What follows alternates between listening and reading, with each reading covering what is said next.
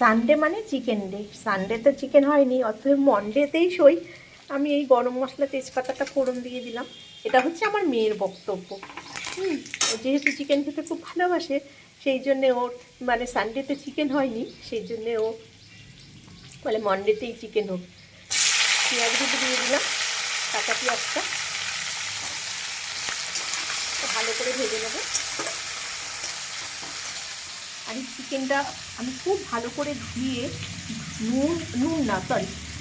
তেল আর হলুদ মাখিয়ে রেখে দিয়েছি। পেঁয়াজটা আমার সুন্দর লাল লাল করে ভাজা হয়ে গেছে। আমি এবার মশলাটা দিয়ে দেব। এই মশলার মধ্যে আছে আদা, রসুন, পেঁয়াজ আর কাঁচা লঙ্কা। এটা আমি দিয়ে দেবো। এবার ভালো করে কষে নেবো, ভালো করে কষাবো। বেশ খানিকক্ষণ সময় নিয়ে কষাতে হয়। চিকেন এমন একটা জিনিস, ভালোভাবে রান্না না করলে খাওয়া যায় না।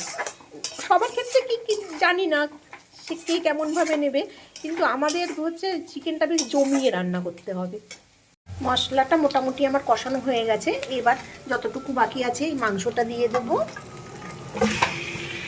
মাংসটার সাথে কষানো হবে, ভালো করে মাখিয়ে নেব মশলার সাথে। আস্তে আস্তে কষানোটা হবে। আমি নুনটা দিয়ে দিলাম। এই সময়তেই নুনটা দিতে হয়, নুনটা তাহলে মাংসতে সুন্দর ঢুকে যাবে। চিকেনটা এখনও পুরো কষানো হয়নি, এখনো জল জল আছে। আর একটু কষানো হবে, তারপরে এতে জল পড়বে। সেটা অনেকটাই কষানো হয়ে গেছে। আমি টমেটোটা দিয়ে দিলাম। টমেটোটা দিয়ে আর একটু কষানো হবে। চিকেন কষানোটা পুরোপুরি হয়ে গেছে, তেল উঠে এসছে। এবার আগে থেকে ভেজে রাখা আলুগুলো দিয়ে দিলাম।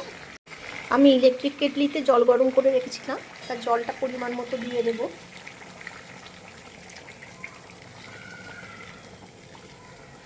জলটা দিয়ে দিলাম, মাংসটা ঢেকে দেবো। আলুটা গলে গেলেই হয়ে যাবে।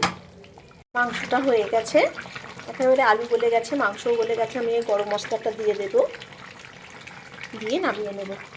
একদম সহজ সরল পদ্ধতিতে চিকেন রান্না, এটা যে কেউ করতে পারবে। রান্নাটা আমার হয়ে গেছে। গরম মশলাও আমি দিয়ে দিয়েছি, গোটা গরম মশলা থেতো করে দিয়ে দিয়েছি। একদম সহজভাবে রান্না করেছি। বন্ধুরা আপনারাও করুন, খান, আর আমাকে একটু কমেন্ট করে জানান। আজ তাহলে আসি, টাটা।